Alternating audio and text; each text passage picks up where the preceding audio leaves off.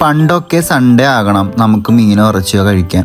ഇപ്പോൾ വീടുകളിലൊക്കെ അങ്ങനെയല്ല, ഡെയിലി ബീഫും ചിക്കനും മീനൊക്കെയാണ്. പക്ഷേ ഇന്ന് നമ്മൾ സൺഡേ ആയതുകൊണ്ട് ബീഫ് വാങ്ങാൻ തീരുമാനിച്ചു. കാരണം വീട്ടിൽ ഞാൻ ഒറ്റയ്ക്കാണെന്ന് നിങ്ങളുടെ നേരത്തെ പറഞ്ഞല്ലോ. ഇടയ്ക്ക് എൻ്റെ അമ്മയും ചിറ്റയും ഇവരൊക്കെ ഒത്തുചേരുമ്പോഴാണ് ഞാൻ സാധാരണ വീട്ടിലെ നോൺ വെജ് ഒക്കെ ഉണ്ടാക്കുന്നത്.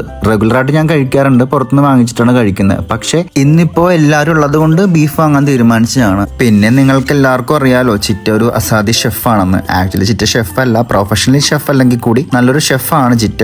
അപ്പോൾ ഇന്ന് നമ്മൾ ബീഫ് ഉണ്ടാക്കുന്നത് എങ്ങനെയാണെന്ന് ചോദിച്ചപ്പോഴും ചിറ്റേതായിട്ടുള്ള ഒരു സ്പെഷ്യൽ, അതായത് അവരുടെ ഓൺ പ്രിപ്പറേഷൻ ആണത്, അല്ലെങ്കിൽ ഓൺ സ്റ്റൈൽ എന്ന് പറയാം. എന്താണ് സ്പെഷ്യൽ എന്ന് പറയാൻ കാരണം, ഇതിൽ നമ്മൾ സ്മെല്ലിന് വേണ്ടിയിട്ട് പെരിഞ്ജീരകം പൊടിച്ച് ചേർക്കുന്നുണ്ട്, പിന്നെ കുരുമുളക് പൊടി ആഡ് ചെയ്യുന്നുണ്ട്. അത് മാത്രമാണ് സ്പെഷ്യൽ പൊടിയായിട്ട് ആഡ് ചെയ്തേക്കുന്നത്. കാരണം ഇതൊരു കുക്കിംഗ് വ്ളോഗ് അല്ലാത്തതുകൊണ്ട് ഞാൻ എൻ്റെ റെസിപ്പീസ് ഒന്നും എഴുതിയിട്ടില്ല. അപ്പോൾ ആർക്കെങ്കിലും റെസിപ്പീസ് അഡീഷണൽ വേണമെന്നുണ്ടെങ്കിൽ ജസ്റ്റ് മെസ്സേജ് ചെയ്താൽ ഞാൻ ആ റെസിപ്പി ആയിട്ട് തന്നെ ഇടാം. ചിറ്റയുടെ പ്രിപ്പറേഷൻ ഒരു പ്രത്യേക ടേസ്റ്റ് ആണെന്ന് പറയാൻ കാര്യം, ഞാൻ കുറേ നാളായിട്ട് ചിറ്റയുടെ ഫുഡ് കഴിക്കുന്നതുകൊണ്ടാണ്. അപ്പോൾ നമ്മുടെ ബീഫ് ഓൾമോസ്റ്റ് റെഡിയായി. അടിപൊളി ബീഫാണ് ഇത്. ബീഫ് കറി തന്നെയാണ്.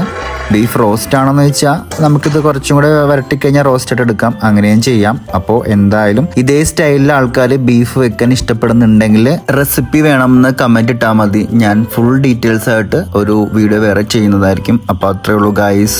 ബൈ ഞാൻ കഴിക്കട്ടെ.